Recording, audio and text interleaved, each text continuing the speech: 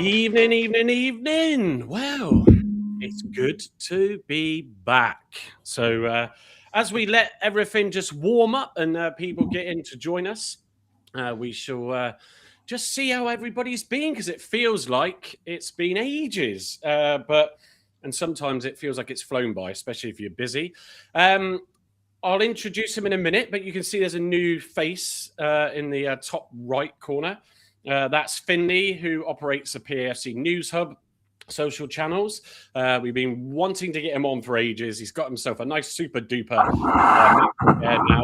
Whoa. Ouch. Mute yourself. Didn't at my ears. So he's Finley's going to join us for more shows going forward. And of course, we've got regulars. So you got Andy as well. So Andy, how have you been keeping yourself occupied? I've been out walking, mate, in the sunshine up on the moors. I've been loving it as well. I've been up to Pewtor the other day, up to Windy Post. Done a couple of things up there with videography and stuff. But yeah, generally enjoying it. Met up with Carl for coffee. Yeah, all good. Yeah, good. So really good week.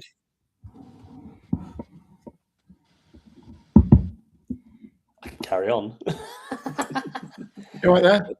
Shall I carry on? Oh, I can carry on. Yes. So it's been a good week. I was at the Pewtor. Yeah, as I said, got some lovely videos. Posted them on YouTube. Up on my YouTube numbers as well. Mike, you having a stroke?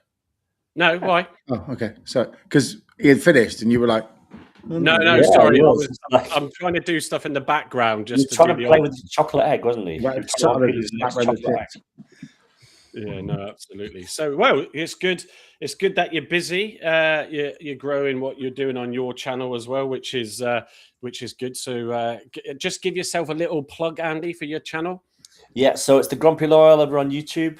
Go subscribe to it, guys. It's I've just put some local videos up about Plymouth and going into the Barbican. Yes, I went to the Barbican yesterday as well. So yeah, go and give it a look and give it a subscribe. That'd be great. And I've got my daughter down as well, so that's good for Easter. We're going to have a big family day on Saturday, so I won't be around. Hurrah, you say. You'll be flip-flopping elsewhere. So I'm also, although I will be on, but I'm up to see the in-laws after the game tomorrow. So that I'm looking forward to that, as long as Joe's happy to do the driving and I just fall asleep in the car for 4 hours. But I will be there for Saturday night's show. Gavin, what have you been up to over these past couple of weeks?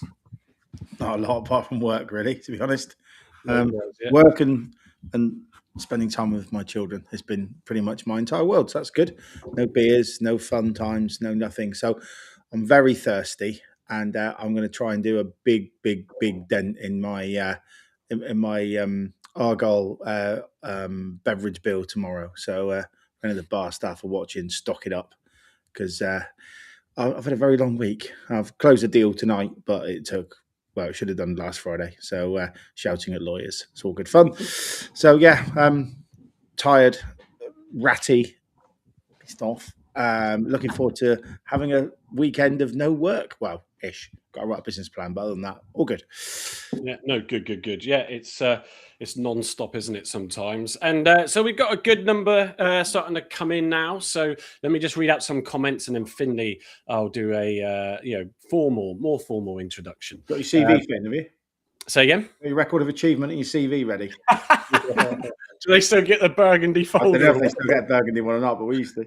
I think I've still got that in the loft. Not that it's much of an achievement record. So that's for sure. But anyway, so we've got VW Coco in off the start. So good evening, he says. Morris Football Talks, evening to you. Good evening. Happy Easter all. Yeah, absolutely. My mate Kev Samo's in as well. Evening, gents. Buzzing for tomorrow. Killian, I hope you're sat there watching too. Looking forward to meeting you tomorrow for the game. Brian as well, all the way from Boston, Massachusetts, is in. Evening all. Come on, you greens. Stevie Vaughan saying good evening from work. Alex says hi as well. VW Coca says, I renewed my season ticket on Monday and lucky I met all the players after their lunch. All in good spirit with plenty of pics. did you plug the show? That's all I want to know. Did you plug the show? No, okay, fair enough. I haven't sorted mine out yet, but I will be sorting it out. How we got our beverages, said Alex as well. Yes, it's just a squash for me, to be fair. I could do with some cider and I'm out. So I need to get some. Stephen Cooper, evening, guys. He says Bolton in town at the Crown Plaza. Hopefully, Stephen goes the Dolphin tonight. Well, maybe you might be picking him up to send him back, as Stephen is a taxi driver. Stevie Vaughan says, no, Carl, he must be working too. He is. So he does send his regards to everybody. I think he might be on Saturday night show and highly likely the watch along with me on Monday. What else have we got? Spicy Wedges is in, says, evening all, last 12-hour shift today. Now off for 6 days. Looking forward to the game tomorrow.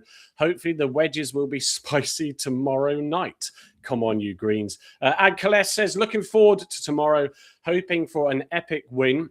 But no, it will be a big ask. Nicholas G's in as well, saying, evening, gents, can't wait for tomorrow.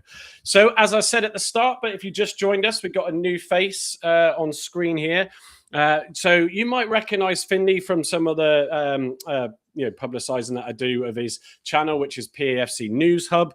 So we sort of had a conversation a good 6 months ago, I think it was now, and said about coming on board. And Finley's well, he'll tell you what he's up to, but we wanted to sort of connect up with a news account on Argyle and start doing that. And we've been waiting since to get him on, but just circumstances haven't allowed. But it was his birthday last weekend, and he's got a nice shiny new MacBook. So he's all there for everyone to see. So Finley, welcome to the show.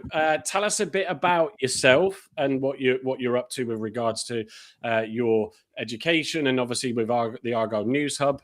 Tell everybody about it. So, well, my name's Finley. I run the Argyle News Hub account on social media, and I'm a aspired sports journalist. So I've been doing that for a good probably a year now. It's great to think that's already been a year. Yep.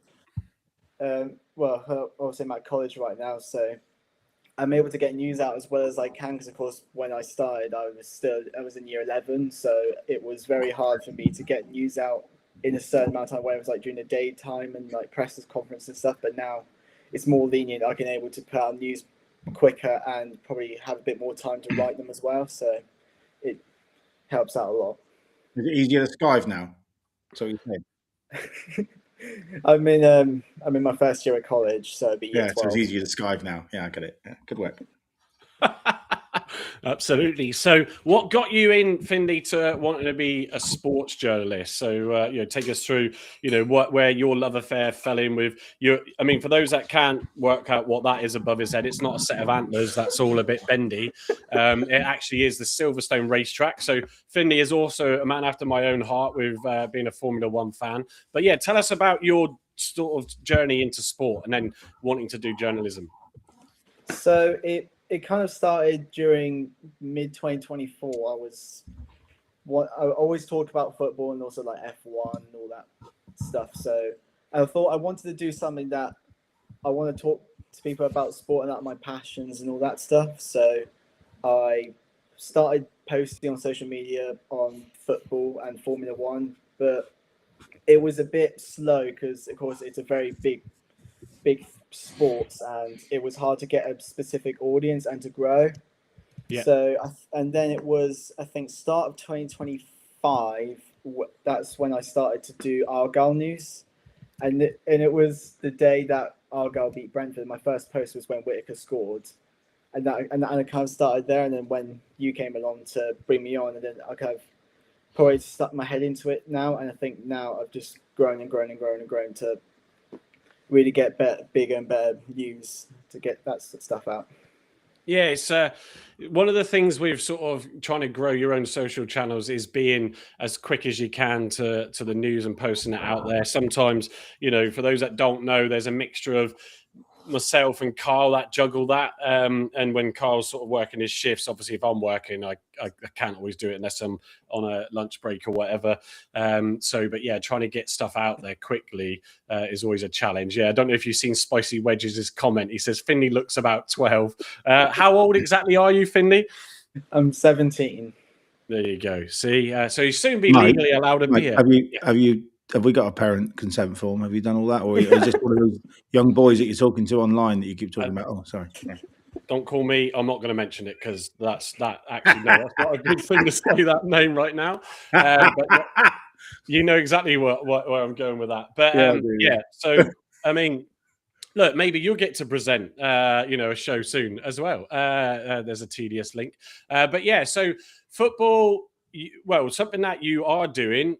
We got contacted by the guys that run, I believe it's the program off the top of my head now for the Wimbledon game, and they wanted to have an article on, away fans' perspective, and they got in touch with us.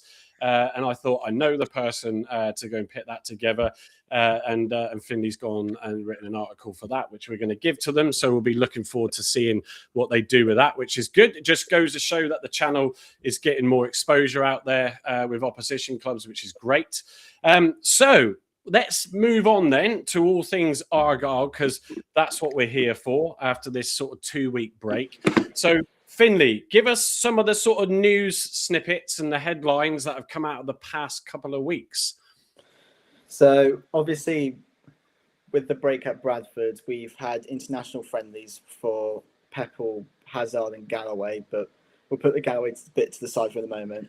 But Peppel obviously called up for Canada, but although he didn't get any games, it seemed he was really happy to get the chance to, and I think all Argyle was really happy with that, to get that exposure from League One level players to go to a big country like Canada and train for them, and some of them play for them, which is really good exposure.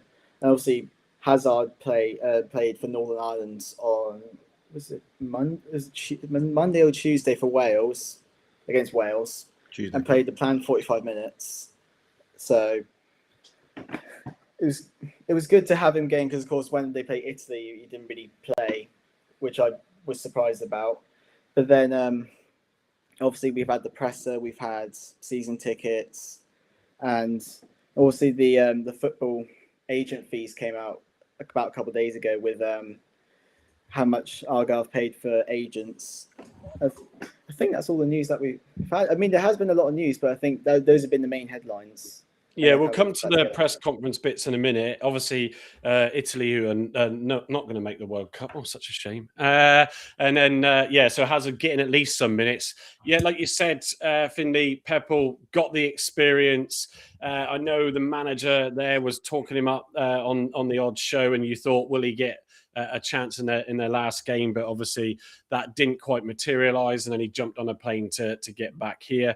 But it's good experience for him, at least, isn't it? That's the main thing. And it gets him into that sort of, wow, this is what the international arena's all about. But yeah, I mean, you sort of paused it till the end, but with Galloway, I mean, whoever pulled that blinder, I mean, he had his 30th birthday, was it, celebrations as well, just before.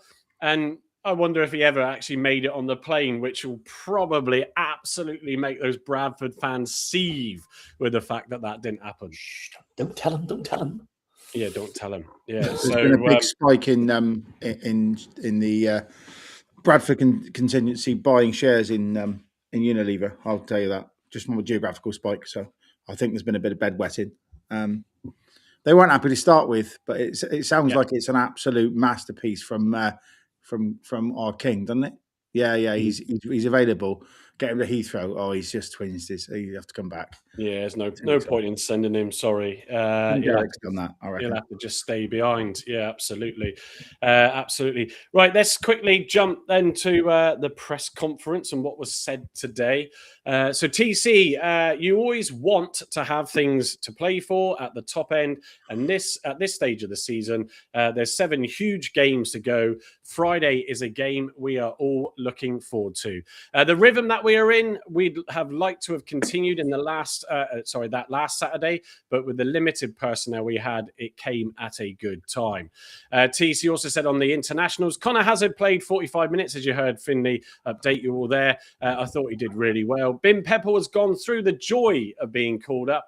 training with the new players, but then not play the games. But it would have been an excellent experience for him, and we're proud of him. He'll be back with us tomorrow to prepare for Friday, meaning today. So he was back in, a little bit jet lagged, I'm sure, but still probably buzzing to get back to it. On team news, he says, we're looking very good. Julio Plegazuelo has trained this week, which is fantastic. We'll reintroduce him gradually.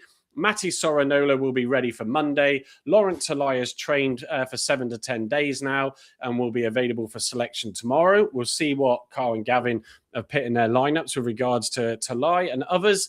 On Bolton, cleverly said they are a very consistent team.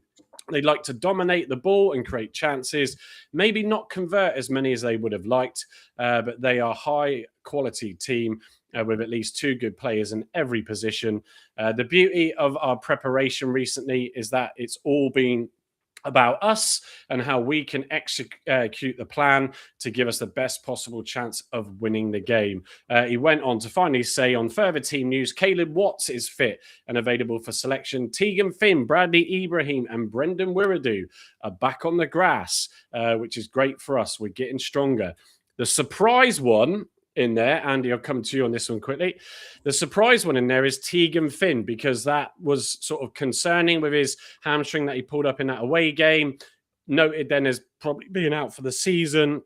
Clearly, it isn't as bad as probably first feared, which is fantastic. So to hear that he's back on the grass as well, Andy, is really good news, isn't it? As it's going to get chaotic. Yeah, it's great news, isn't it? So, having him back, we thought it was going to be the end of the season, wasn't it? But to have him back on grass again, getting ready to play, maybe for you imagine that against Exeter, coming against Exeter and have a couple of goals against Exeter. That'd be nice to send them down, wouldn't it? But yeah, good. It's really pleasing to have him back in there. And of course, you've got Tolly coming back as well. But yeah, Tegan is still learning this game, still growing, and got a lot to offer, that boy, I reckon.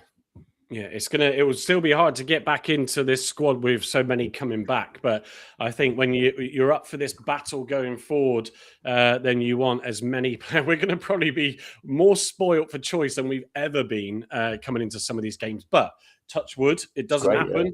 More could still. Our problem, isn't it? It's Clev's problem, isn't it? Really, it's a nice problem to have. But yeah, he's going to have fun choosing from that lot, isn't he? Yeah, just seen your comment, Stephen Cooper. On YouTube, it said you were going live at 6:30. Did you put your clocks forward? To be fair, when we came into the show, it was giving me the usual countdown time, so I don't know what happened there. But hopefully you've all found us. Anyway, Owen Aseni was the player that was interviewed in the press conference after Cleverly. He said, we were nowhere, but we're not surprised we'd managed to turn it around. To pick up the amount of points we have is impressive, but not surprising, he said. It took us some time to learn each other's games, but once we understood that, we've picked up a lot of points. He went on to say about Pepper and Talai, they are a great strike force. It's great to see Bim go away with the Canadian national team. We've got a good thing going on. We learn off each other's game. Obviously, he's going to be keen and wanting to fight to start on Friday as well, tomorrow as well, with Talai being back. On Bolton, he went on to say it's a massive game. Friday and Monday is a huge part of our season. We're in a good position to get 6 points. We couldn't be any more prepared than we are now. If we carry out the game plan, we should be all right. He also then went on to say on the Huddersfield game previously, everything just worked out perfectly. To be fair, leading up to the game, I was quite nervous, but always felt like I was ready to play and take my opportunity. We've used the majority of the players in this squad. It doesn't take 11 men to achieve what we have. It takes more, absolutely. Or if you do, it's just all Derek Adams. And also he said, I don't think I've ever seen fans like Argyle's. I knew how big the club was, but to actually feel it at home park, you feel the difference. We need them to bring the noise on Friday to help us get all 3 points. Gavin, I'll come to you. He had that little spell until I was sent off, as we've talked about many a time, and he got a couple of goals, and he looked like he was getting into his rhythm as well then. Then he obviously got crocked with an injury. But he got his start against Huddersfield, and he did really, really well. He obviously won the penalty as well. He had that chance, right at the end. But, yeah, I mean, it's good that we've got pressure up front for places. Yep. I think we're going to need it too. I would probably say that he's the definite starter tomorrow.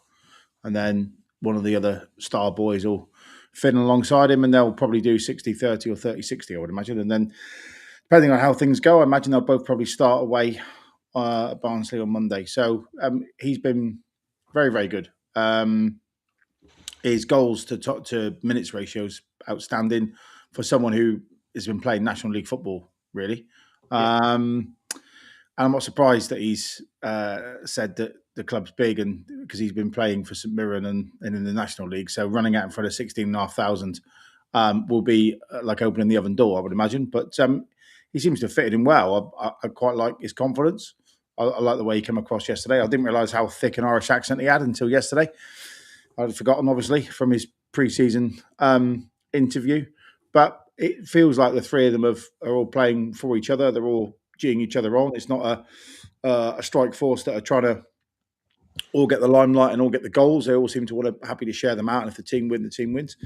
I think what's really important tactically is Owen's pace on the press. He leads that really well, and he's got probably certainly in the last game, and I'm not surprised because Pepple played every minute for about 100 years, but he seemed to have a far bigger ticker than Bim, and his ability to press was very good. They're both similar-ish, but I think that if you look at on a speed run, I would probably say Senny's probably the quicker. Just holds it up well, and took his goal well as a typical poacher's goal, wasn't it? Follow the ball in. That's what you're told when you're a nipper. And he's done well. And I think he'll start tomorrow. I think he's been the consistent and will press them. They love the ball. He'll play either a 4-2-3-1 or a 3-5-2, whichever way he looks at it. And he'll be there hunting the centre halves down, waiting for them to have a bit of miscontrol, and off we go. And if we look at the goals we scored away at Blackpool and others early in the season with the high press and two form strikers, then we're in every good chance. But yeah, I think he was deemed to be the biggest project player, although we seem to sign 9 project players at the beginning of the season if you were listening to TC. But he was the biggest one, and I think he's got far more minutes and far more goals than he would have anticipated. Certainly, I think the fans would have anticipated, and definitely more than probably the coaching team had anticipated. So I think there's 2 bits of credit there. One to him for get his nut down and take his chance when it was given. Secondly, for the team, the coaching team to improve him. And he's one of many stories this year of, I think, both the player and the coaching staff working hard together to improve their output and their capability. So that's probably why we are where we are today, if I can get my teeth out. Yeah, no, and Finley, I think interesting one with Aseni. He had that spell, then he disappeared because of the injury, and then even we were talking on the show, and obviously you sitting in the comments and listening when you're not on, and we were saying, like, why isn't he getting picked? Like, sometimes he would be on the bench and not at all. And then it's like, well, surely we need someone to pair with Pepple, and he wasn't getting selected. And you just sort of thought, oh, what's he done to annoy Cleverly? Mm-hmm. And then Sunday turns up, in the starting 11 against Huddersfield, as Gavin said, as we know, gets the goal, poacher's goal, nearly gets out second at the end, wins the penalty, and has a great game. And you think, well, why is he not being used then recently? Yeah, I mean, he looked more of a natural striker than Bim early on, and he deserves to get his place back again, because I just think he's got that pace. He hasn't got the belt that Bim's got, or he can't hold the ball up maybe as well as Bim, but he has got that sort of ability to get in there and chip in with a few goals, which is great. So yeah, I'm pleased that he's back in there. Really pleased. He's leading their line well for a development player. He's doing really well. Considering Clev said he was primarily a development player, can develop his career for him. As Gav touched on, he played at St Mirren, didn't he? And down in Gateshead, was it, in the National League? So, yeah, it's a big step up for him, to be fair. Coming out in front of big crowds and trying his hardest and doing well. 8 goals this season, from very limited play. Yeah, well, Finley, you aged about 30 years then. But was that Finley? Sorry, Finn, mate. Sorry, mate. Have a word, Finn. Get your trumpet, old man. Get your trumpet. I need a trumpet.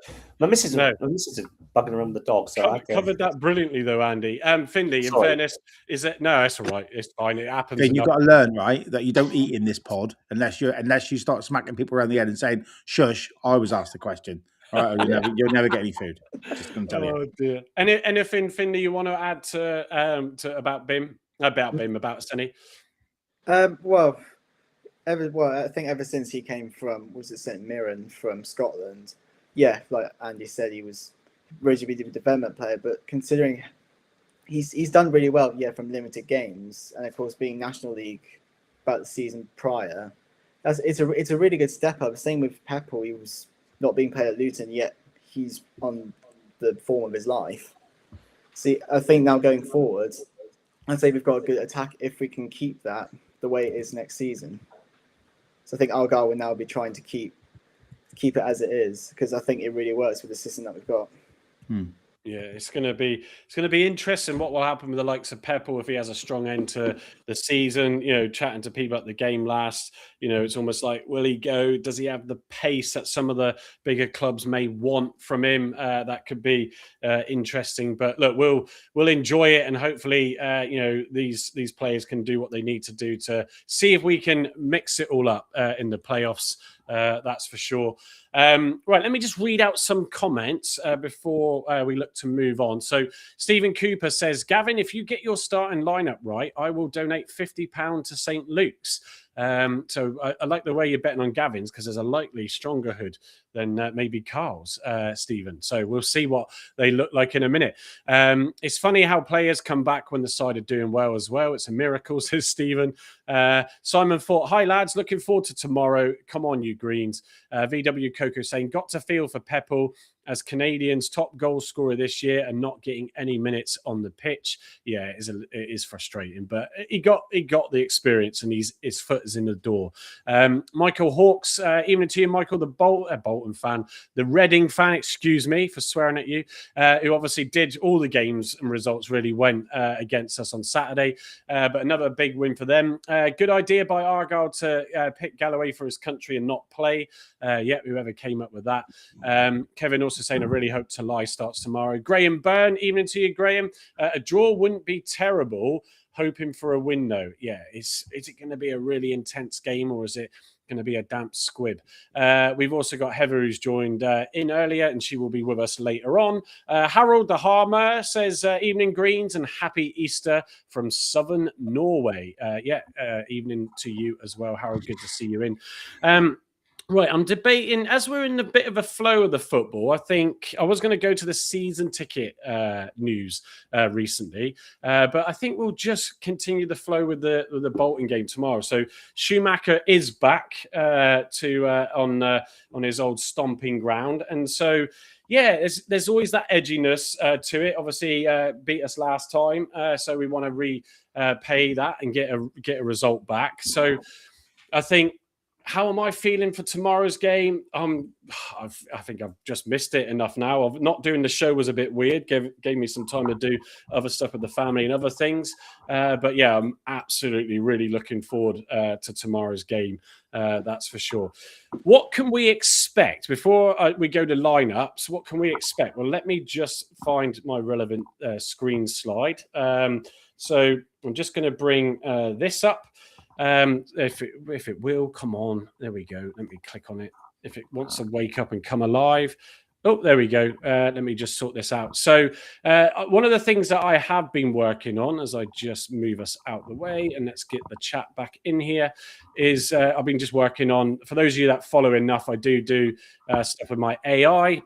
And one of the what is that? And one of the things that I do, what I've been doing, is working on a little tool that helps with regards to what we do on the shows. I'm just trying to sort out this chat, because what is that? Hang on a second. There we go. This is Restream, who constantly keep making changes to stuff. And it's not very helpful. That's not brilliant, but I'll leave it there for the minute. So I've got all sorts of stats that I pull down from a paid API. I'll show more of this at another time. But it's a bit like, obviously, I like to use the FOTMob and show what is happening with some of the fixtures. So head-to-head wise, 4 wins to us, 2 to Bolton, and 1 draw in that. As you can see, the more recently, Bolton getting a 2-0, 4-0, and then the draw, and then previously us getting the wins. So we definitely want to come back and get a result against Steven Schumacher tomorrow. Gavin, who's really in the strongest position? And last time we said we've got, let me just move back out of that. Last time we said that, we felt we carrying the momentum, with the results. And then we had this break, whether it was a good thing or a bad thing, time will tell. But yeah, who do you think's gonna have that edge in tomorrow's game? On form, you'd say us. Yeah. I think they've won 2 out of 7. Bolton. They've drawn 4. I think they've drawn 15, 16 games this year, which is a bit of a Shuey-ism. The reason why we didn't go up when we got battered against MK Dons last game of the season in 2021 was because we drew too many games in the year, and we didn't go for it. And I think he learned from the year after and strengthened the squad. We're more direct. I think I listened to Schumacher's press conference earlier, and he basically said home park is not a nice place to go if you don't start on the front foot, and I think that's hit the nail on the head. They want the ball, which is fine because we don't want it. We'll want it in their final third, but we don't want to be playing forwards and backwards and sideways and ups and downs, and they will, which is great for us. They've got Kelly Dunn back, but I don't know if he'll start. I doubt he will. I think he's in the same situation as Tolly, so I think they'll both start on the bench, which will be interesting. They've got I've got 5,000 step overs to save children in Africa per step over Sissoko, which will be interesting. If he plays, I think Joe Edwards will just laugh at him. if he can keep Mumba in his back pocket, I think he can keep Sissoko in his back pocket because he'll just stand there and what it'll be. Actually, do you know what it'll be like? That scene out of Indiana Jones where the guy with the sword and he just gets a gun out and goes bang. It'll be like that. That's the best. I think that's the best analogy you've ever used. I think that's exactly what it'll be. That we have to get an AI video of that and put Edwards on one and Sissoko on the other in terms of faces. But Shuey will want to come down and dominate, so he should. He's got probably a stronger squad than we have, but I think we've probably got the strongest side we've had for a number of months. We're far more direct. I think our secret weapons are still Curtis with set piece. Having Herbie rides again sat in the middle of midfield would be a big thing. Although I must say, I thought Jamie Patterson did a really good job against Huddersfield, considering he only played there a handful of times. So midfield's back. Boateng will win it, and Herbie will spread it. I think we will probably dominate the final third, and I think we're probably too strong in both boxes with our defence at the minute. McKenzie looks like a real deal. I think our back four is probably the best back four in the division at the moment. I have to say we haven't conceded many lately, have we? Lincoln maybe. So it's maybe Lincoln. Stevenage actually probably have got a better goal, less goals conceded record than anyone else. But I think that's because most of the time gets spent up in the air, and it's. I enjoyed the Stevenage game because I had the ball at my eye level at the upper tier of Mayflower for most of the game. But yeah, so I think they're great. I was only just thinking actually, I quite like Bolton at home. The last time we played Bolton at home, we were match sponsor, my company, and we won 2-0. Ennis scored and Hardy scored off memory, and we had Zaz and Whittaker and Mumba and a back three with Nigel Longvike in it somewhere off memory and Dan Scott. From memory from that day, without turning into Sam Down. But yeah, that was a good day. So I think it will be, they'll flatter to deceive. We'll win the ball in the right areas. I think we'll push and press for early set pieces where we're really strong. And I think if we go a goal up, I think they will have to chase it, and then there'll be lots of empty spaces. But I do like the idea, as per TC's press conference, of saying having a very fit, very hungry Laurent Talai for the last 30 minutes could be interesting. So we could see Peppel and Talai for the last 30 minutes and bring off a Senny. I don't know. But yeah, so they'll play Shuey ball because they always will. By the way, they kicked our ass up there. We were awful, weren't we, earlier in the season? They played some good stuff and we were not very good. So we owe them. And it will be an interesting game of tactical 4D chess, I think. Yeah. No, I like that. Yeah, it's getting me even more fired up. I do have, I'll bring this up as well, Andy, then I'll come to you with this one. So, here we go. This was from Sport and Life FC on X. Ian Kerno Green shared it with us in the WhatsApp group, which if you want to join our WhatsApp group, we got a good bunch in there now. Sometimes as Ninja Matt from X, who's joined us in there recently, went, blow me, I'm going to have to mute this because there was a period of where loads of chat goes on and then it's all quiet for a long time as well. But if you want to join us and get in touch with one of us, either on the Block 9 channels, DMs or private ones, and then we'll invite you in. So it's a private invite only. Yeah, it's good. Everybody gets to talk more things Argyle in that. And of course, don't forget to subscribe and follow and do all that jazz across all our channels as well on YouTube and X, Facebook, Instagram, and all that jazz. And also Finley's one and Argyle's new news hub as well. So make sure you give that a follow. But Andy here, most expected goals, the XG, created from set pieces in the Sky Bet League One this season. And oh my days, look who's at the top on 21.74. Lincoln just sat below them. The only two teams in 20 and above for XG. That's Lincoln on 20.65. That is mental, Andy, to even remotely see that level of XG after the season we've had. 2 words, really, isn't it? Ronan Curtis. He's made such a difference from coming in and putting that ball into that area from free kicks, corners. You know, it's been outstanding, isn't he? I mean, how many goals have we scored from corners? When was the last time we didn't score from a corner, sort of thing? We had a problem way back, didn't we? We just couldn't get anything from corners, and now we're just corners or set pieces, all set pieces, and they're just pinging in now, aren't they?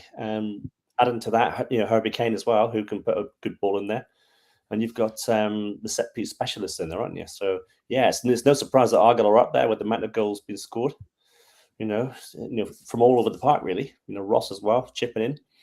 So yeah, really impressive, isn't it? It's Bolton are down in 7th. It's just mad. It really is mad. And what we paid 30 grand or whatever it was for him, and it goes back to that old adage of sometimes things just don't work out at the club that you're at, and or you're out of favour, or there's just people in the pecking order then that you can't get past. And I think fair play sometimes, just get your head down, just do what you do, and opportunity will come along. And when it does, if you've still got the hunger, then you've got to take advantage of that situation. I mean, Finley, it's I've got the top 16 on there. There was a team in 17th, but I cut them out. I wonder if you can guess who that was. But yeah, you got Stevenage then on 18.5, Wickham on 18.02, Northampton 17.5, and Bradford on 16.08. So it is incredible, Finley, isn't it? And Andy's right. I mean, the difference, Rules was making that difference when, before he got crocked, then Curtis coming in, and it's just been day and night difference, isn't it? Yeah, I think, Curtis has been a really good signing since he came in, because we didn't think he was going to live up to like Mumba's standard when he was in League One and Championship. But yeah, I think Curtis has been a really good signing, especially more than for his set pieces, and also Herbie Kane has been really good for set pieces as well, especially making that impact straight away. Yeah, I'm not surprised that we're up there with set pieces, and currently with the form we're on right now. I think by the end of the season we could have a really high amount of goals scored from set piece, and also with Ross able to get on the headers as well from the air, which I think can contribute to a lot of that as well. Yeah, it's just the defenders. I mean, we all know that from Sturrock's days of old as well, sort of Coughlin at the back post and all this sort of stuff, getting all the players involved in those opportunities. And even again, it's Mitchell's the one that gets the attention in the box from the opposition, and it's going to be difficult for them because they're almost going to be like, well, who do we go and make sure we mark? But not forgetting that you've got the typical forwards and strikers that are going to try and get on the end as well. I think what will be really interesting for me to see, Finley, is will Argyle do anything different with their, whether it's a corner or their free kicks? Because you can carry that for a while before teams try and then mark and close it out. But again, when you've got so many players that are a threat in that box, which we haven't had for so long, it's almost like, well, will they mix it up a little bit and try a few different new things tomorrow? I mean, they could try a few new things, but I think a majority of it will stay the same. But I think there will be a bit of variation because, of course, Bolton are a very strong team. So I think we might see a few things different, but I think they'll try and keep it the same because, of course, that is a good way of able to get us over on the front foot for most cases. Yeah, no, totally. No, it's exciting. It's exciting. I'm just gonna go back to. I'll read the comments after this. Bear with me because this is still in lots of development. So I appreciate it looks tiny. So I will make it up. But it's just the league. So I'll just read out. So it's highlighted obviously our last game against Huddersfield, but we're in ninth. Obviously, even with the other results going for the other teams. Bolton on 66, I think that is with my glasses on. In their last 5 games, 2 wins, 2 draws, and a loss. So they have carried a little bit of momentum as well before this international break that we've had. But it's a chance to really get up there. Goal difference plus 16, I think that is for them, versus our plus 6. But there really is a chance, I think, to just go out there and, as a few of you said in the comments, start fast, which I shall read some of those out now before I come to then the lineups. So what we got, Ben Collins, evening fellas, he says, good to see you in, Ben. Stevie Vaughan, Ross won the most headers in March. I do love the stats that you pull out, Steve, every now and then. Peter Henwood says, I'm being greedy, 6 points the next 2 games, but why not, Peter? It will make up for all that work you've been doing in your garden today. Just a Jana, does that include own goal hamsters goals with the XG? May well do. Of course it wouldn't. Bless him.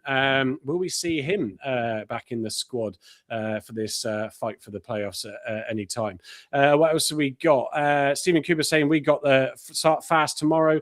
Luke Hodge, evening, says to lie fully fit and been in training 7 to 10 days yet, as noted in the press conference. Just can't see why you would pick your best striker on the bench when you've got 7 games left and need to win.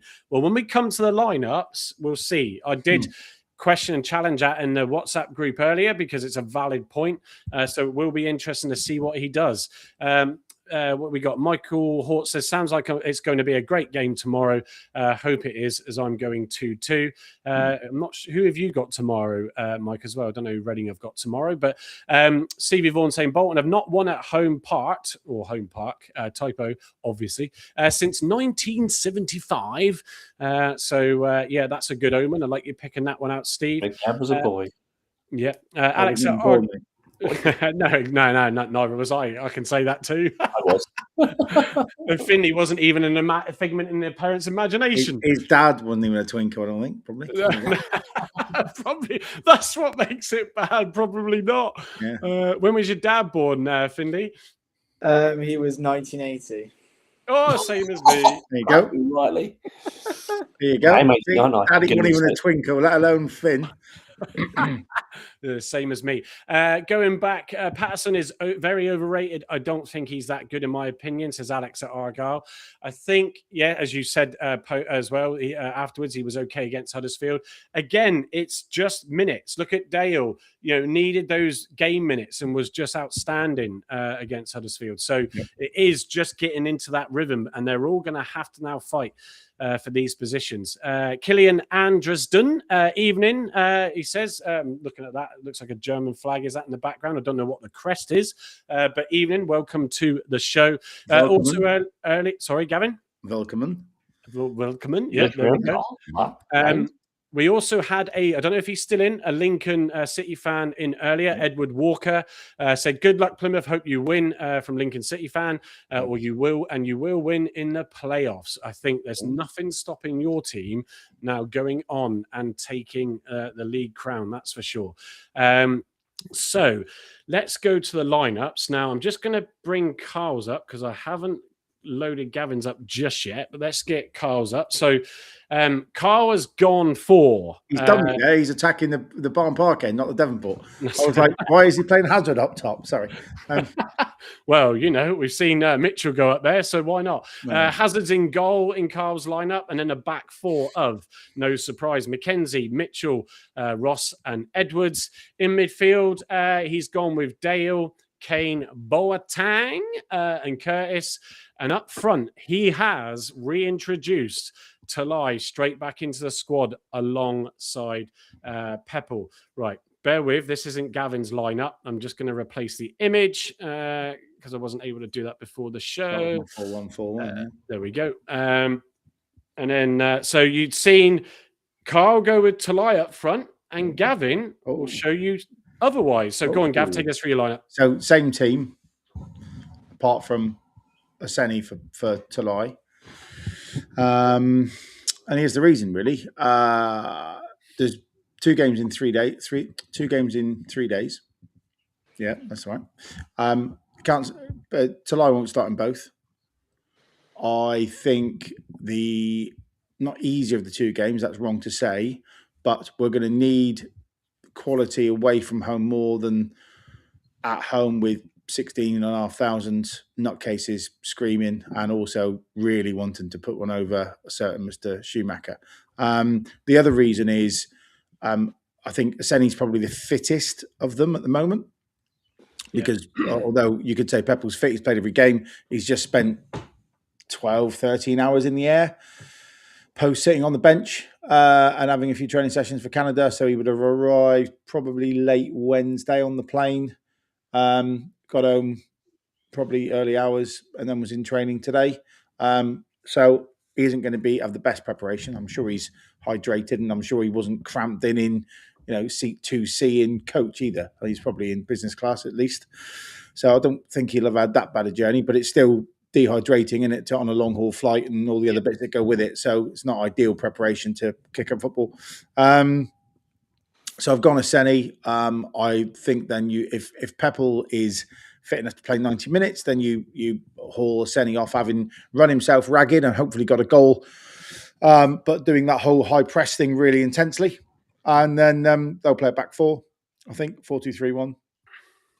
And then you bring on the superstar for 30 minutes who's hungry, fresh, and wants to prove a point. And you give him that 30, 35 minutes. And then on Monday, you start them, Peppel and Talai and move Aseni to the bench. That's just my thought process on it. Might be right, might be wrong. But I think that's what he'll go with.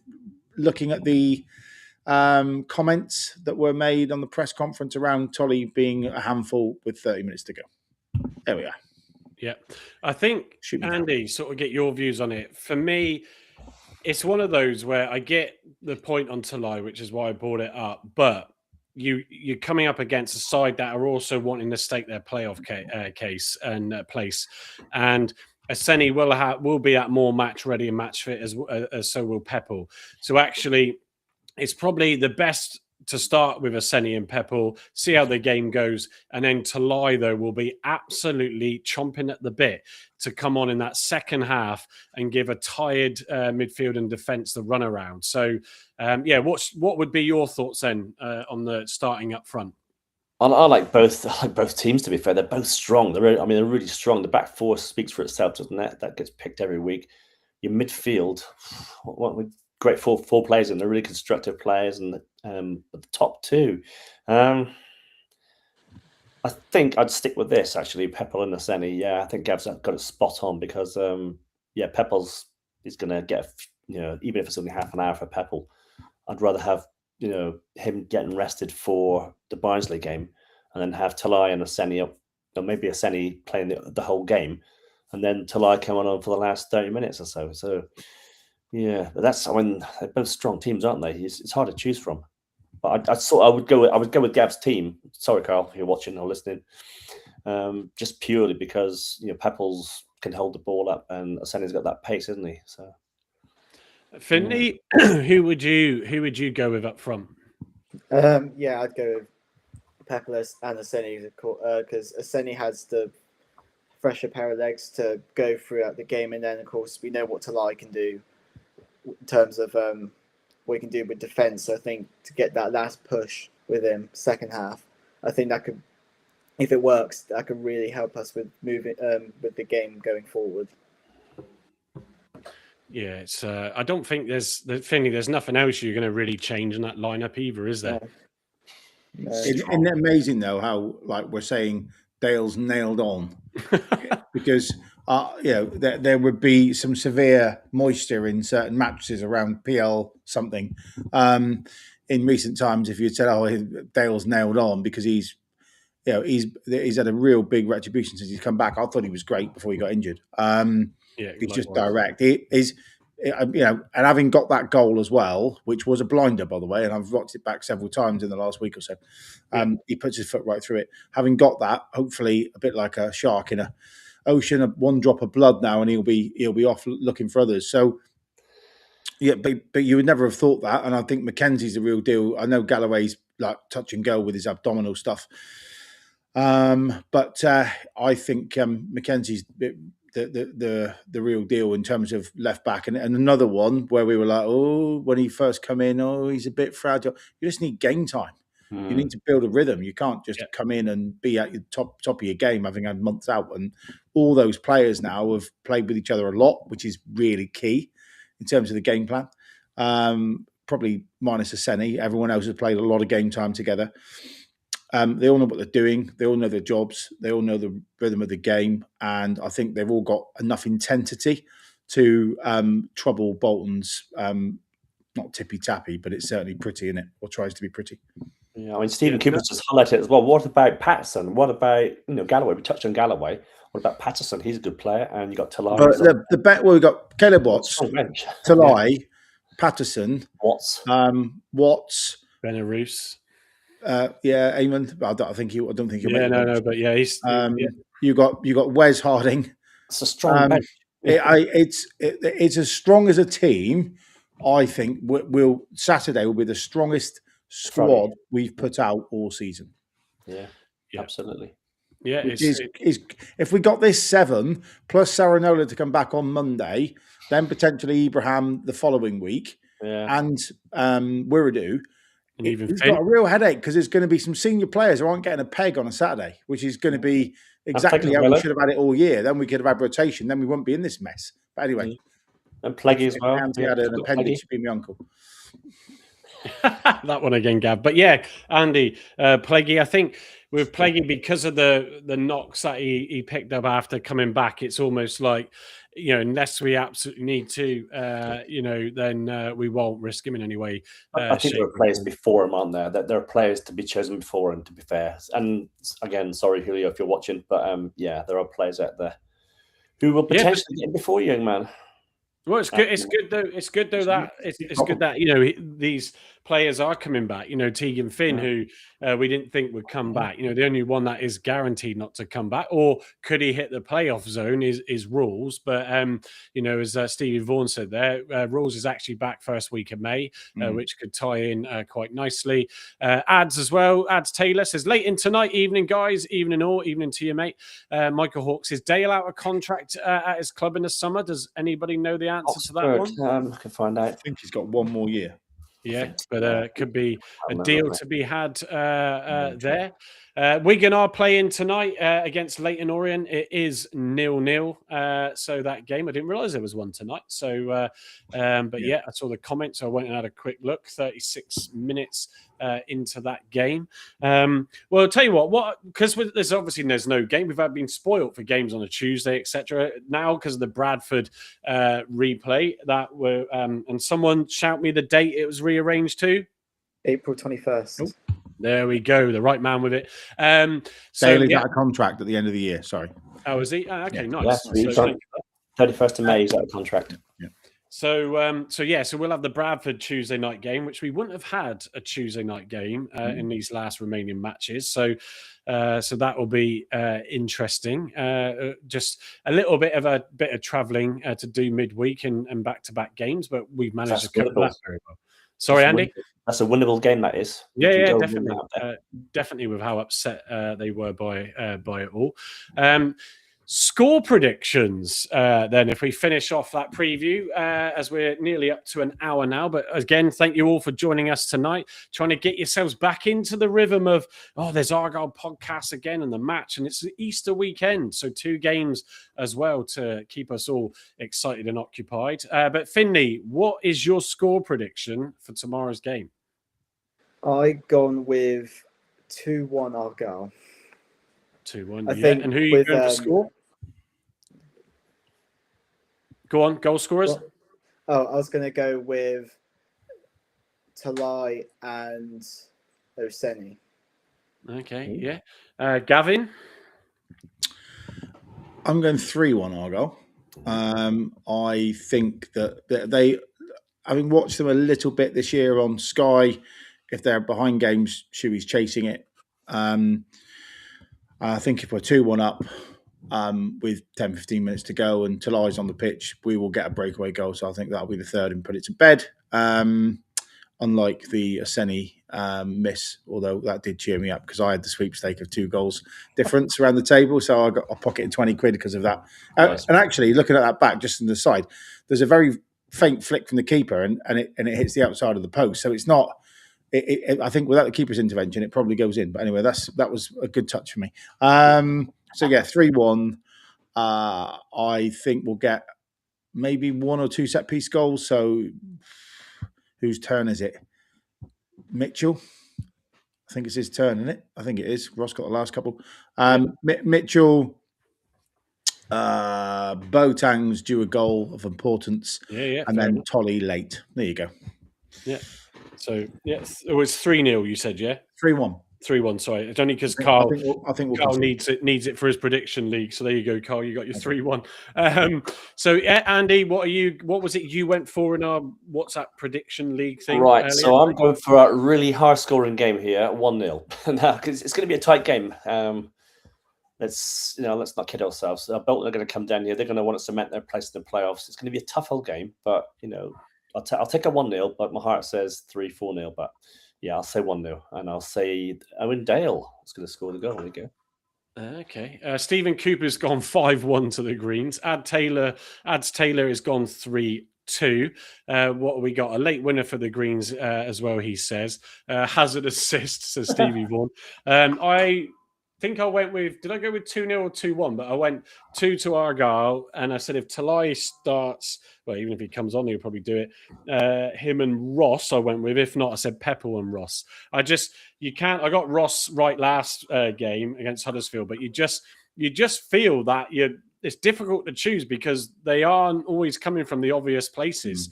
And it is worth recapping that goal from Oseni, Gavin, like you said, because his run with the ball into the box was brilliant. The best thing was Matthias Ross's pass. He was like a true number 10. He was like, slide him in, off you go. Yeah, it just goes to show when the confidence is running high.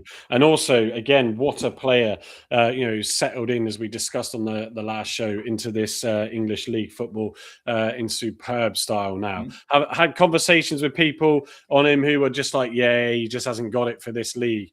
And boy, has he come on leaps and bounds. Nicholas G is going for 2-1 to Argyle. Luke Hodge says Argyle 3-2. A lot going for Argyle to score 3 goals. Stevie Vaughan saying 2-1 Pepple and Talai. Arthur Bushby, evening to you. I'm a Leeds fan. Pepple first goal scorer. Had him a few times. Welcome to the show. Appreciate you dropping in. I tell you, a little bit of a segue here, not because it's just Leeds, but I'm a big fan of listening to podcast shows, and I love to find stuff that's interesting. And whether it's on Apple or Spotify or you use their BBC Sounds, I came across a series called Gangster, which, if you like that sort of stuff, is about history of different clans, firms, and all this sort of stuff. But they had a hooligan one in season, whatever it is, 8, I think. Tony Bellew does the narrating on it. And it was fascinating. It's about 4 episodes. They're all about 30 minutes long. And it takes you through the history and the rivalries, Leeds, including that. Some of the big names that were involved in that at some of the big clubs, West Ham, Chelsea, Millwall, they talk about very much so. And it's just really interesting to just hear how that was back in the 70s in particular. So if you like to listen to history of that sort of thing, go check that out. It is absolute. And Tony Bellew is brilliant actually at narrating it. So there's a shout out to that. So thank you for coming in. But yeah, let's see what we get from that game. I will just play, because we haven't got any goals. The gaffers short these little short clips that Argyle TV put out on their channel. So I will go first with Cleverleys. We definitely do have something to play for. You know, we were kind of talking just before we started this about moments earlier on in the season, and it's amazing that so much kind of has gone on in this campaign, and yet has the possibility to be really quite special. And we're seeing massive moments again. You know, you look at games here at Home Park in recent times. They've felt like really big games, haven't they? And Friday, I imagine, will be another one. Yeah. I mean, we'd have liked if we didn't have to suffer so much pain in the early part of the season to get to where we are now. But sometimes it is a process that we had to learn about our players. A lot of new players having to learn about the club, the league, gelling together. A lot of injuries, but listen, we've got to where we are now through a lot of hard work, togetherness. The football club have to take a lot of credit for giving it time to do, to develop, and we all want to repay that now and achieve things for this football club. And I'm really excited by Bolton on Friday and the 6 remaining games after that. Let's hear from a Sonny as well. Just to remind you what he does sound like. It's a massive game. I think think Friday and Monday it's a huge part of our season. It's crucial, and I think we're in the best position to get the 6 points. I think we couldn't be any more prepared as we are right now, obviously coming off the back of our last 5 games. So I think as long as we prepare right and carry out the game plan, I think we should be all right. There we go. That's the one from him. Let me just switch back to this view. That just, if you can see it, that is the series from the BBC. Just absolutely fascinating, mad. So a bit from Cleverly and Owen Aseni there. I tell you what, let me just, because I just remembered, sorry, Heather, that she's been sat in the background. There we go. Listening in. So we'll touch upon a bit of the news before we come to the Argyle ladies. And that is the season ticket. So as we wrap up, so I thought I'd ask Rock, not that I had to do that because it's quite obvious. Well, what was the sentiment like after the initial announcement from the club with the season ticket sales and giving us that 1 month to purchase them? And then obviously backtracking a little bit, which, okay, they fixed it, they sorted it.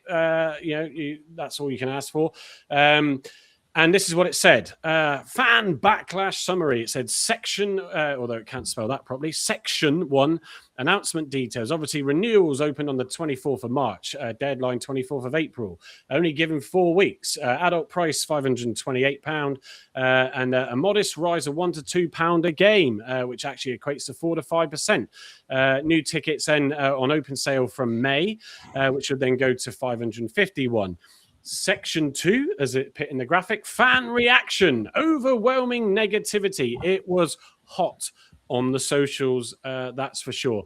Biggest gripes, ridiculously short renewal window. It's a fiasco. Price is too steep for League One football. Loyal fans taken for granted and rinsed were some of the comments.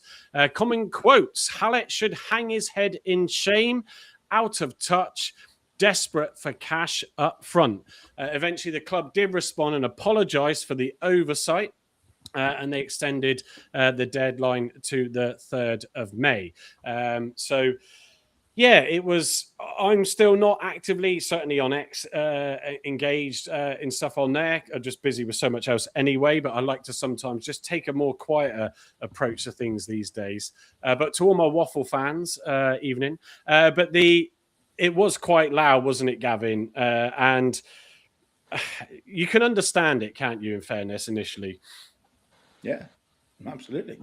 I was really surprised because everything I've seen from the new exec, which is led by Paul, has been spot on. So the mood music was not listened to. It feels to me, and I might be wrong, but it feels to me that the head of finance has gone, if we just move this income back a month. That fixes that, and that. We'll just do that, shall we? And everyone's gone, yeah, well, great idea, move on next, right? And what they forgot about was the emotional side of this and how it's landed. And it didn't land very well. And fair play, they fixed it quickly. I still think 3rd of May's a tight window. I think I'd have probably given them to the 1st of June and then because you've still got 2.5 months of the season to start. Then we've sold, is it 10,000 season tickets? Is that what the number is? I was going to ask. Yeah, I think we sold 10,000 for the season because I think we put another couple of thousand on from the champ because we realised that we weren't going to get big away following of 1,800 every week like we did for the away fans in the championship, or certainly 9/10 of them, which is why we pretty much filled every game. So I think Bolton are coming down with 1,400 on tomorrow, which is probably apart from Cardiff, the only time we've got near selling out. I can't remember any others. So yeah, I don't think it was managed very well, I have to say. I'm sort of quite consistent. If I think the club deserves a slap on the back, I'll give it to them. I think if it messes up, I think I'll speak my mind too. And I just think it was not really thought through, which is unusual. Gavin, do you think? I mean, I said it at the time. I mean, no, it wasn't. I mean, it was. I think I was at work at the time, and it popped up in the WhatsApp group, and you're just like, and you're thinking that doesn't feel right in terms of time frame. You know that the cost is never going to come down. The club finances, dictate that. Sadly, that situation. But part of me sort of said at the time in the group that, wow, are they?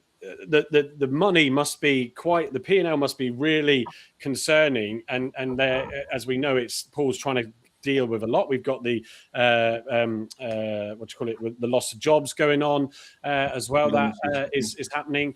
But almost, did they think that? Well, actually, we just need to know as soon as possible how many are going to commit so we can budget. We can't really wait until. I think they'll budget for 10,000 again if they've got 10,000 allocated.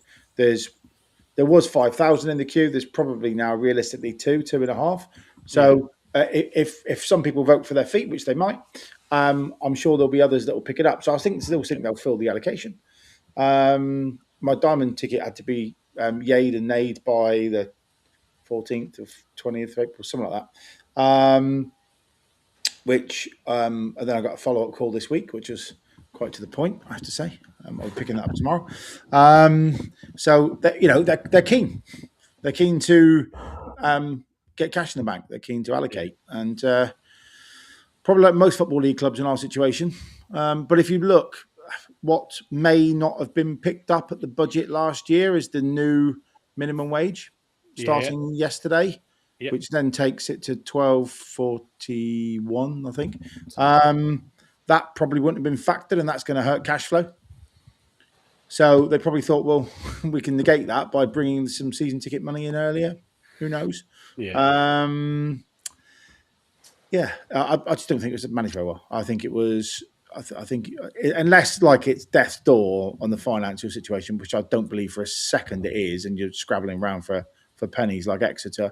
I think it's a really silly move because it's just of all the positivity that's going on at the minute, everybody's like buzzing with the on-pitch stuff. The off-pitch stuff has been pretty consistent all year in terms of hospitality, delivery, that type of stuff. To do that, it just, I have to say, it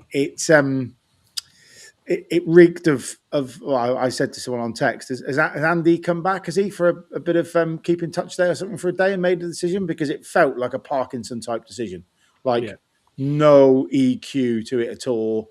Yeah, just put it out, be fine.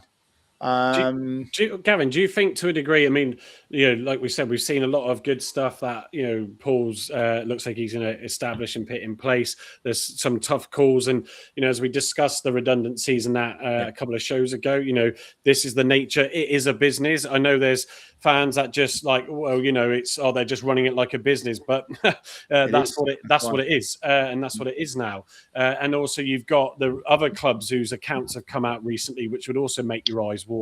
I think Bolton only turning, did they turn a profit because of their player sales? But they were 13 million operating loss, and then they turned, and the same with Exeter.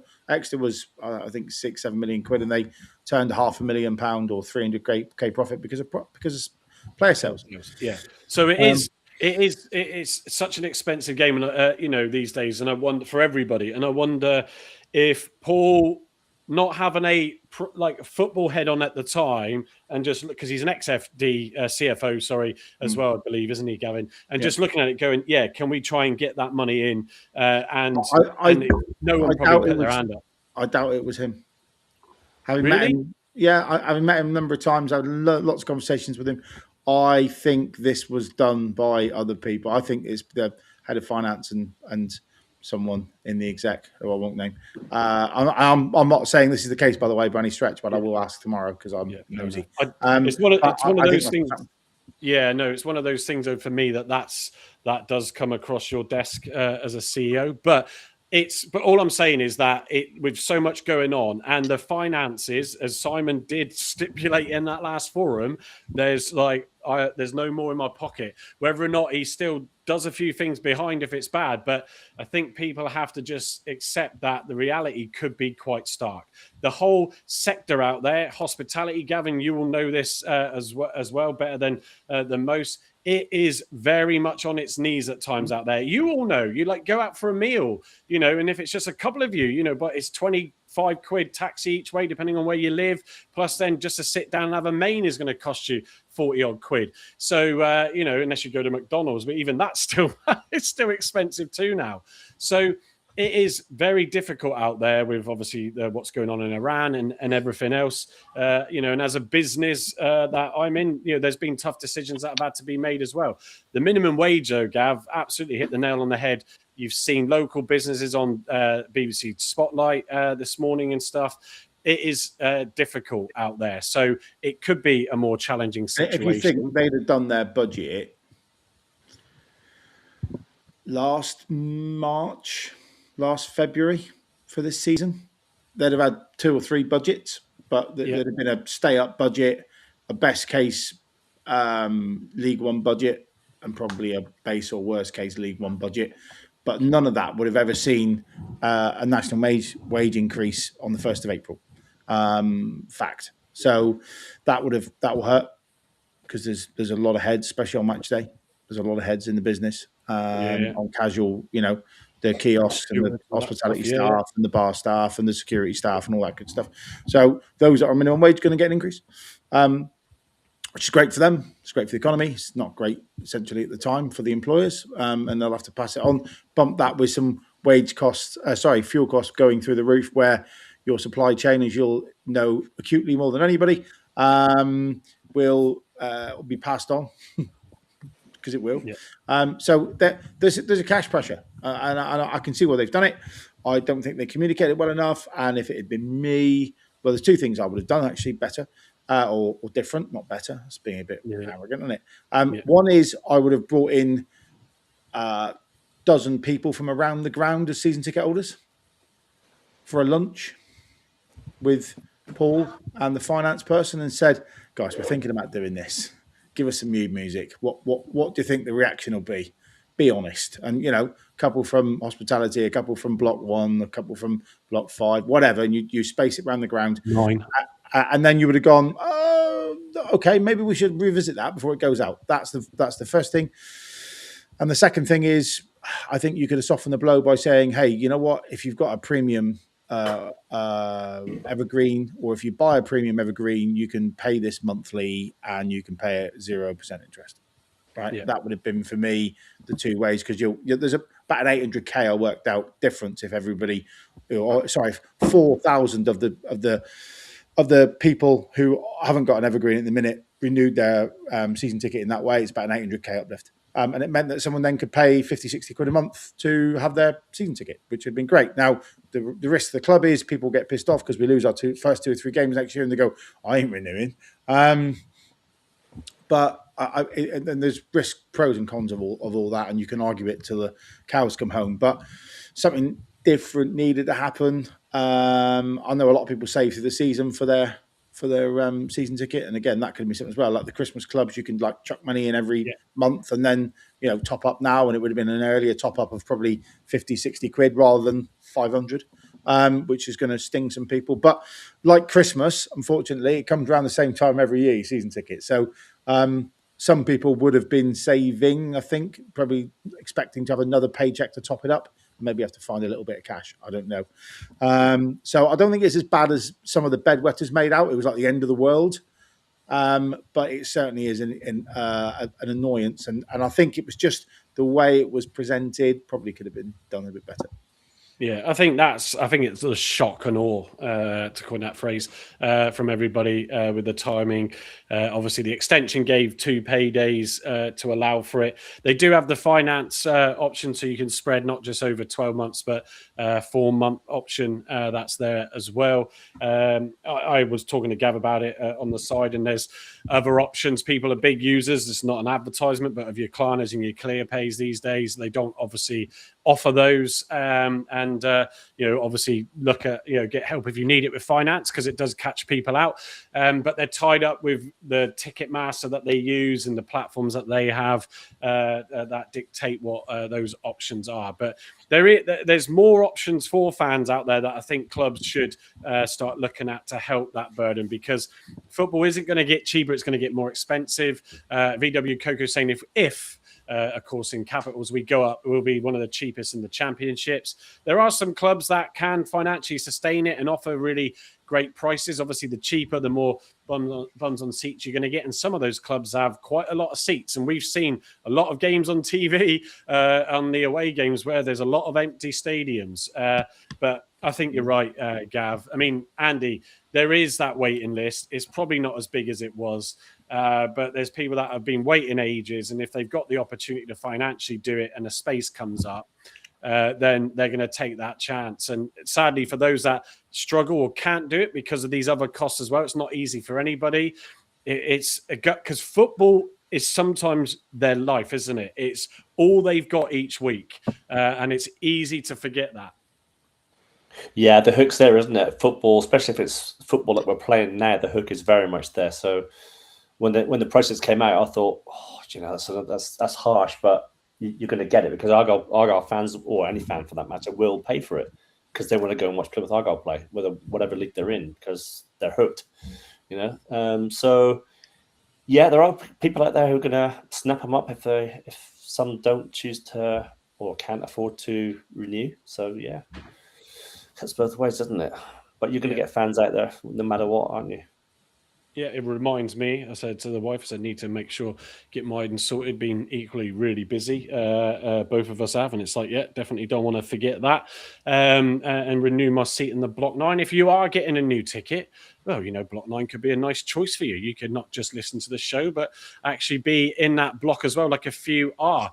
Finley, anything to add to the season ticket from you? I think it was going to happen that there'll be an increase in price, but it's probably to come back with relegation, of course, with having to make up for what we've lost. But yeah, like Andy said, that we are going to have fans who are willing to pay that amount. We've got one of the best fan bases in the league, if not probably one in the whole country. So football leagues, yeah. It's you got Nick Mark, actually. That's a good point. I'll come to it in a minute. Michael Hawkes also saying our player sales inevitable. Well, at the end of the day, you'll sweat your assets, and if you need the money, you will certainly look at that option and just hope then that you can go off and find, Curtis's, Talais, and all that lot, as well the following season. It's no good holding on to something if the cash flow is tight. Sadly, that, like we said, it is a business these days.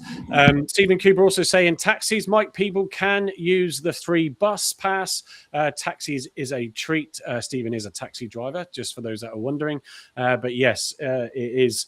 You've got more options there now, but everything is going up. Mark made a good point and said, no concerts planned. Why not? And this is obviously the off season, not using the stadium to its full potential. The people need this in a faraway part of the country.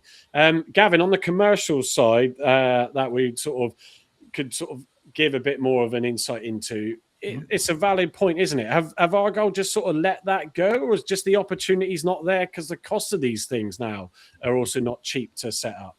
I believe, so you're from a cash perspective, I think the acts have to be paid at time of booking. Right. Yeah. So that's going to be an outlay. Yeah. Which not necessarily is going to be recouped until you get ticket sales, which obviously are in advance. And then you've got a top up on the day of food, drink, blah, blah, blah. I don't know what the net operating profit was from the concerts from last season. Yeah. It obviously wasn't that appealing, because if it was, they'd have done it again. Yeah, it could be. Because I think the bit surprise for me, I suppose, is like the first year it was horrific because it wasn't planned properly. They didn't know what they were doing, quite frankly. And the first couple of concerts were absolute pandemonium. They've now learned. They've got it nailed on. Yeah. The operating model, from the feedback I had from last year, and wife went with Next Door Neighbour for one. I think was it Take That? It was one of them. Oh yeah, Westlife and was it Westlife? Westlife, whoever it was. Yeah. And they said it was great. It was well organised. It was, you get a drink, you don't get the toilet too much, all that good stuff. So from a user experience, from a guest experience, it was really good. You'd have thought if they'd nailed the operating model down, it would have been profitable. But I don't know. I know, like, some of the acts the previous year they were trying to went on the hoe for that big music weekend. Yeah. So competition there, and whether there's competition there, and that's whatever the company is, they're a global business that does that with $1 billion odd revenue. So they've certainly got the monopoly on the bands, because that's what they do for a living. And Argyle would have played second fiddle a little bit, but and Albion have done Ruckus, haven't they, as well? So I don't know how commercially successful that was either. So everyone's having a pop at it. Maybe it was just they looked at it and went, effort over reward, probably not worth doing. There are some small events, aren't there, going on over the summer, which will bring in revenue, but it might be the fact they've just got loads of weddings and conferences and stuff, and actually that's taken priority because it's drip, drip, drip, rather than having to have 2 or 3 very large, very risky events that will, either make or break the summer financial position. I don't know. Yeah. No, it's good. It's good insights. It's a great question from Mark, and I think that's there's so many headaches to the insurance being one to host these events, let alone organising it. And you think, well, if you can offload it to a third party, for the rights for it in that summer, could they handle the initial outlays and all that sort of stuff. So yeah, and then there's part of me that says, has certain things maybe slipped there, which is also what's led to Andy going, and then Paul will just get the business settled first, then work out what we then want to do with the other bits. Graham Brown saying, my missus went George Michael concert, loved it. I didn't do that one, but I did a couple. I think it was the... You're a big George Michael fan, aren't you? Who, me? Well, I do like my Careless Whispers. All my Careless Waffles, as someone's a big fan of. Anyway, so look, I think the business, the football club, the football business does need to just get itself stabilised, and that is the absolute priority. It's great that even off the back of that initial, faux pas from the club, that over 10,000 have then renewed. I think don't underestimate how much of a relief that will be, £5.5 million quid or whatever it is. It just, there will certainly be a sigh of relief, not just an expectation, or if it's budgeted there because of the season, that will be a massive help. If we go up, through the playoffs, it's a big if, but if we do, there'll be about £1 million of gate revenue from Wembley. Yeah. Broadly, if we fill it, of course. It's about 800k, I think it is normally. There'll be a full match day for the home semi-final, which will be another, I don't know, 300 grand, something like that. Don't know whether the gates are shared, actually. I don't think they are they? On the playoffs, not like a cup game. So you're probably looking at 1.2, 1.3 million uplift there, and then you go up and you get an extra 10 million quid of TV money. So that would probably fill many potholes that are currently sitting in the cash flow forecast. Nicely, with a roll over the top and then smooth road into next year, as long as the playing budget was kept, reasonably affordable. So let's just hope we go up, eh? Yeah, well, you've got to have faith. Very good, very good, very, very good. Thank you. Like so moving on, as we're an hour and 25 in, so thank you all for sticking around for this long. Heather, it's the floor's yours. So let me just, I don't know if you'll kill me for bringing this up, but I doubt it. But yes, hang on, come here, ladies and gentlemen. It is the Block 9 All Things Argyle Women. Heather sent this to me earlier on in the week, so I thought that's going up tonight. Nice. Cracking photo. There we go. So, unfortunately, it's our happy intro, and it's good to see you again, Heather. Wasn't quite the happy ending in the cup final on Saturday, was it? No, it was not. But the build up to it, like the whole event was fantastic.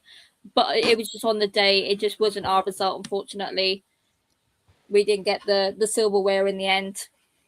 Yeah, it's I won't pretend that I sat there glued to the TV watching it. I was doing some work on my app and I had it on the background, so I looked up at bits going on. I caught the goal. I forget the game because my memory is rubbish, but it was very reminiscent of the Hammond goal that went in at the corner. It was a good, yeah, it was a good corner, Heather, wasn't it? But and that was the only moment and the only goal in the game. And you just felt at the end, you just were like, oh, when we nearly had a chat where we did have the ball in the back of the net, it was offside, but it was just a shame to sort of lose the game on that sort of goal, wasn't it? It was almost like the first half, we wasn't as strong as we normally was. I think we were more, I think because we beat them the week before, they kind of came out with that, we're getting revenge this week. And they definitely did that the first half. They put us off. We were giving balls away left, right, and centre. And I think obviously second half, they had that Marie talk.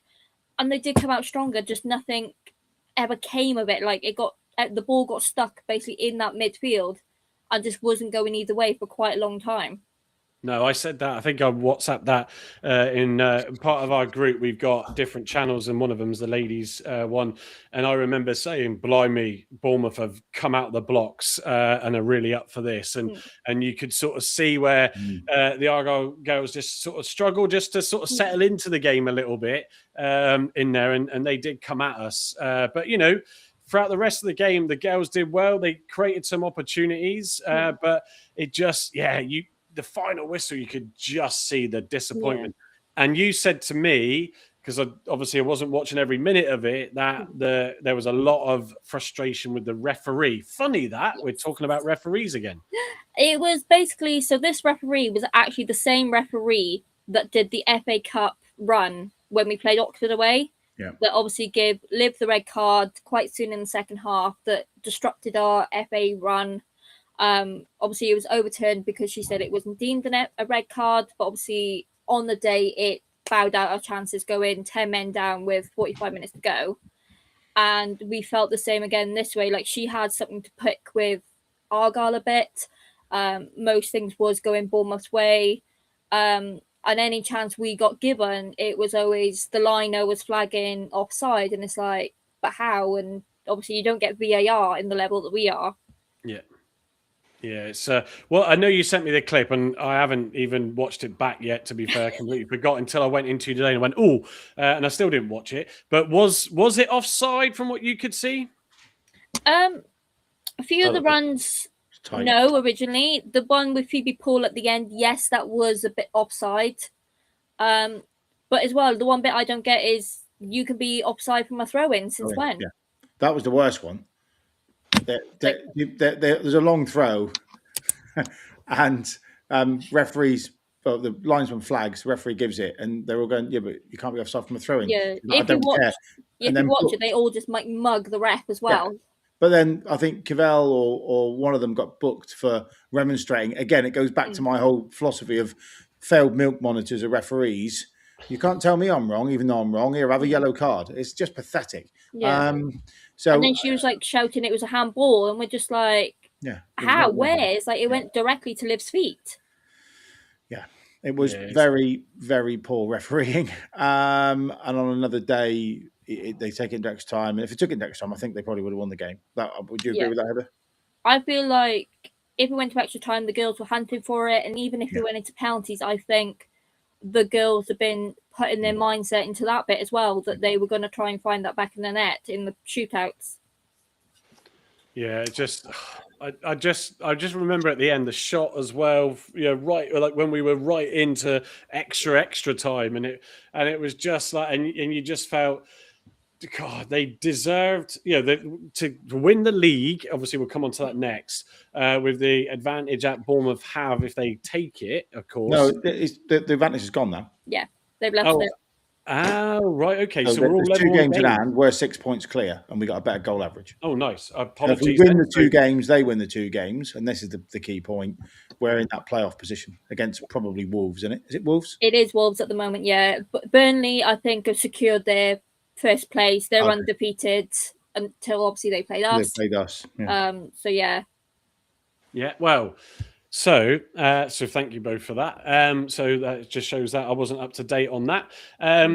Which makes it even more exciting. But you just where I was coming at is you just felt for them because you're like, oh, they've done so well this season, and we've done what we've wanted to do for a while, and that is bring the exposure to it as well. It's not everyone's cup of tea.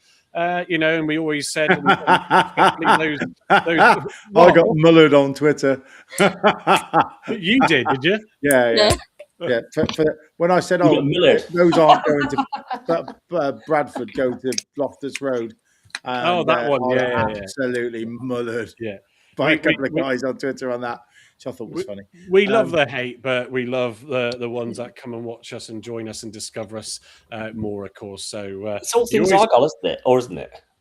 Oh yeah, exactly. And at the end of the day, we got no issues with those that want to leave after when we come on to this. If it's not their thing, we absolutely have no issues with that. I'd never purport to be a massive women's football fan. Gavin does a lot of the games as well, but we want to bring that content to you. And whether you like it or you don't, if you don't like it, there'll be more of it next season.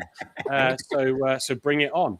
But yeah, you just wanted them to come away with something. So it was quite interesting though, like speaking to the girls afterwards, they were like, yeah, it's disappointing we haven't done it, but our revenge to them now is we're going to win the next 2 games and stop them from getting that playoff. They all switched straight away when they were coming to see the fans. They're like, right, that's it. They squash them in the playoffs. It felt like the Pizza Cup final loss for the men's team in 2022.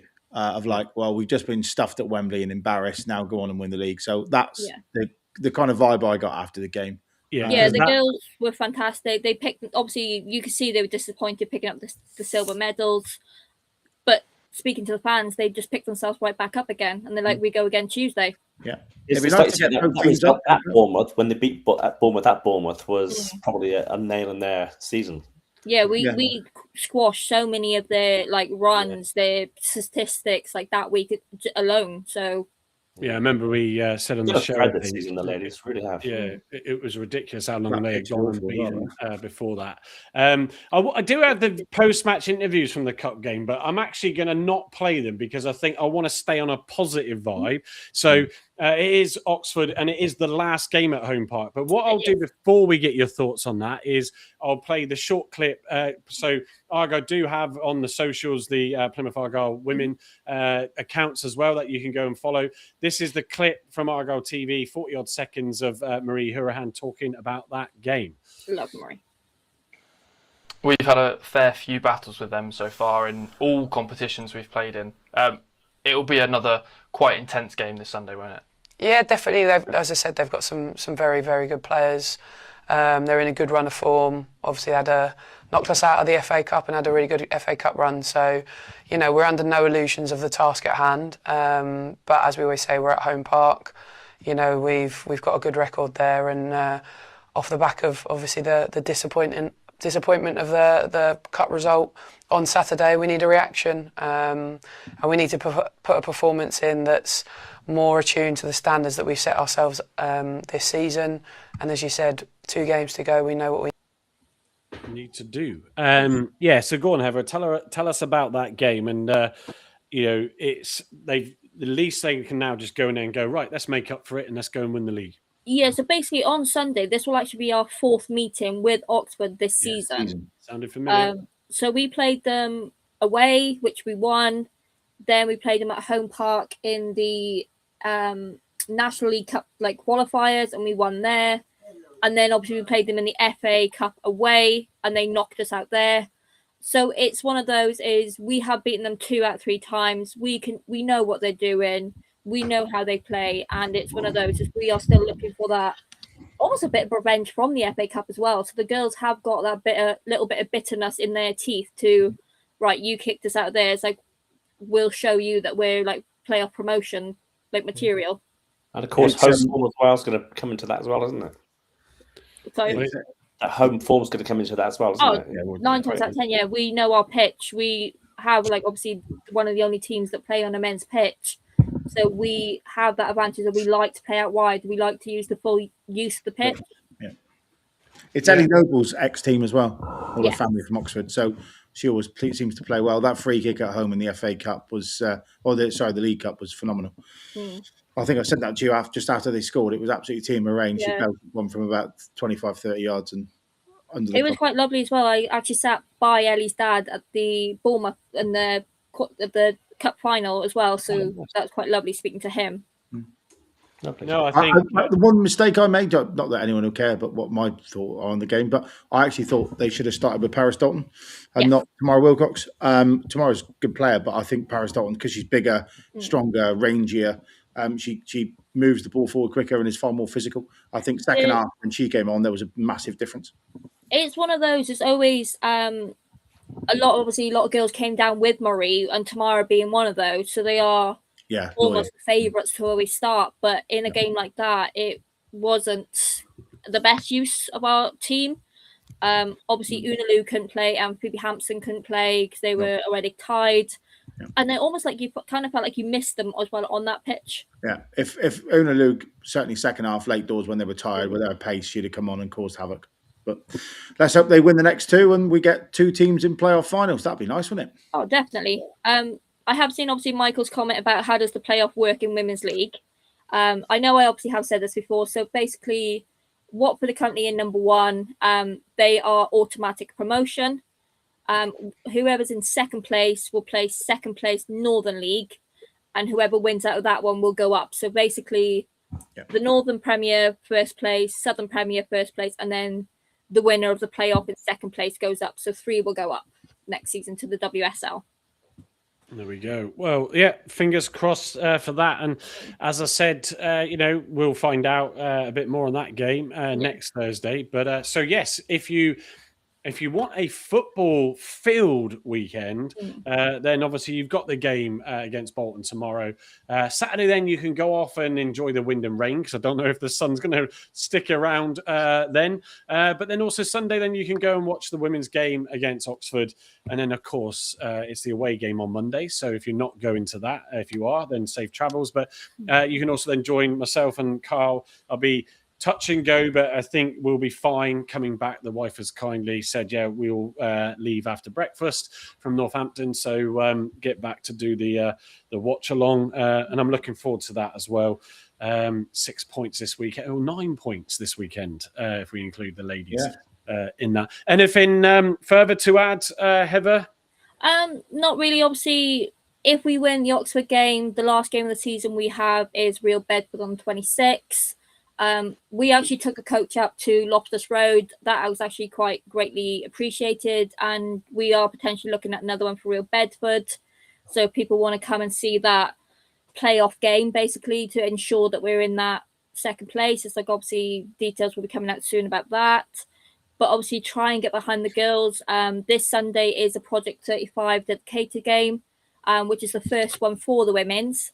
So obviously they are collecting non-perishable food, hygiene products, etc., for the local communities. With obviously all the pay rises and like people losing out on some money, obviously it goes a long way these days.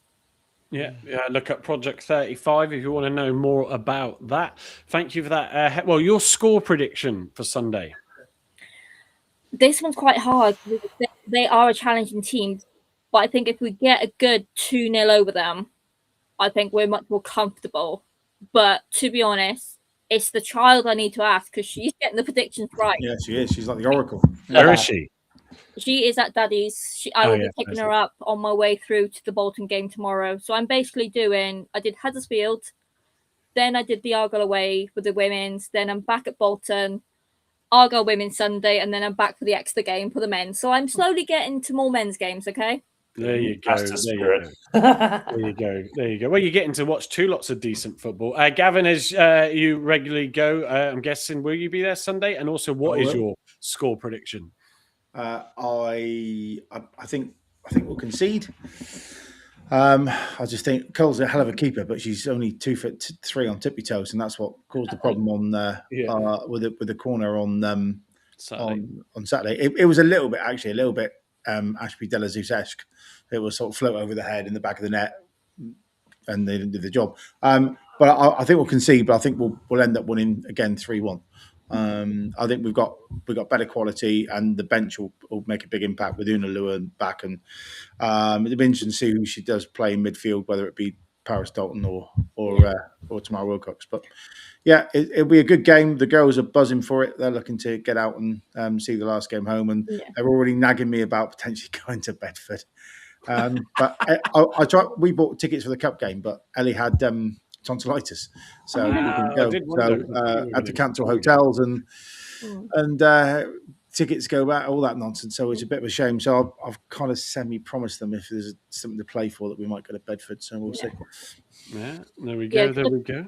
I think as well with you saying that they might concede is we actually did better with the conceding. The last time we played them at home, we actually went 2-0 down half time, and then finished 3-2. So we do play better almost with coming from behind.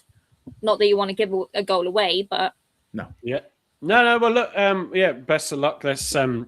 Let's hope for an all-round positive Easter weekend. I see Stephen Cooper's just reminded us all that the Argyle game is, for those that have it, on Sky on Friday and Monday, because it's not a Saturday normal kickoff time. So at least it means I don't have to dive through my VPN tunnel on Monday to go and watch it from France. So I'll be able to put it up on my Skybox, which is good.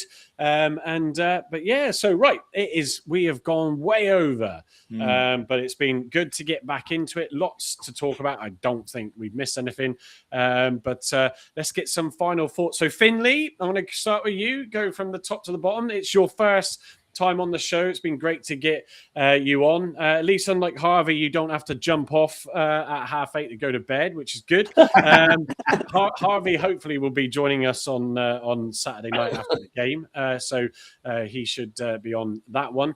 But yeah, what's your final thoughts for the weekend? So yeah, I just hope that we can keep a solid team throughout the whole game versus Bolton. Hopefully we can get over the front foot, and then that would probably give us the morale boost to push for playoffs if we get there.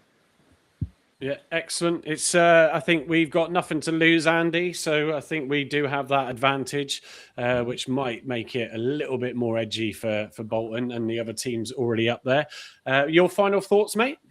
Yeah, 6 points to aim for, 6 points to go and get. Let's go and do it, lads. Let's make that final push. Block 9, not all just block 9, but everyone in the crowd, just get behind their boys, rally them through, and let's go and win it. Yeah, Carl did do a bit of the old Bolton one with the old American "Your Club Needs You" with Schumacher on. So we said, let's go and do one with Cleverly on, and you saw that. Actually, Heather, it just reminded me, if you'd have actually played on the Sunday like Carl originally put out on that image of his, we might have done better in that cup final. Yeah. Bless him. AI won't always get it 100% right. Bless him. And Gavin, your final thoughts tonight? Just as per, I think we need to be as loud as Huddersfield and as loud as Cardiff on tomorrow. I was going to say Saturday on tomorrow, and I think there's 1,100 going up to Bradford on Monday, which I'm sure they'll bring the noise. They always do, and it would be nice to get a couple of thousand on Sunday, which I've just checked the forecast is the sunniest day of the weekend. So be nice to go in short sleeves and cheer the goals on. So everything's to play for. The squad seem really confident. I think they're both sides, actually, the women's and the men's. They both seem in the groove. They both know what's in front of them, and it should be 2 professional performances over the weekend, and then we'll back it up Monday with a convincing win at Bradford, which would be nice for TC to go and beat his hometown club. No, yeah, good point. Can it? Well, will it be a hat trick of wins then for Gavin and as well Heather on the weekend? But yeah, look, anything else for you to say? Not really. Obviously, both the boys and the girls need to obviously pick up the points. Obviously, after Oxford, we got a nice 2-week break for the women because they obviously had the international call-ups with Tiana and Phoebe again. Again, hopefully the 2-week break will get them ready for that last game of the season and hopefully that promotion. Yeah, definitely. It's easy to forget that we do have internationals in the women's team as well. Michael Hawks, just on the anything planned for these two games. Obviously, we're at the game tomorrow, so it will be the Saturday show at 7:30 for the post-match review. So it'll be, at least I'll have plenty of time to put the prep together, where it doesn't get close to the time with all the videos you wait to come out. But looking forward to that. So it'll definitely be me. Gavin, are you there Saturday evening? I'll have to get back to you on that one. I might be. Well, the wife asked me out to go out for dinner, which is very rare. But I don't know whether she meant it or whether she was just one of those, let's go out for dinner. Oh, no, I'm too tired. So I suppose it will very much depend. Sorry? Did she ask you yesterday? It was April 1st yesterday, wasn't it? No, she asked me Tuesday, I think. Well, Tuesday this week. So I've kind of said, yeah, no problem. We'll go out for dinner if you want to go out for dinner. But depends on how stressful the kids are when I'm drinking all day tomorrow. As you said earlier, you're going to. I've had a very long and very crappy week, so I'm going to enjoy hospitality tomorrow in a very big way. Good job the pod's not tomorrow night because I will be squiffy. Well, to be fair, that makes it quite entertaining. Last time. It just makes the show better, doesn't it? Yeah. So definitely myself. I mean, it could be a lonely night. I think Carl is free off the top of my head. Andy, you're not because you got your family down. Son-in-law and that down. And Easter weekend is that time for the family. Finley, you're more than welcome to join if you're available on Saturday night. Harvey should be joining us. We've gone earlier at this slot now, so we don't. He can avoid his bedtime. So it helps with that as well.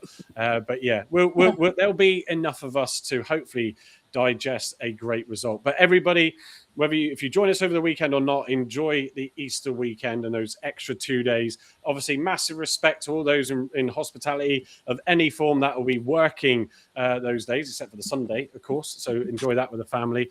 But yeah, shout out to them. But other than that, thank you for joining us tonight and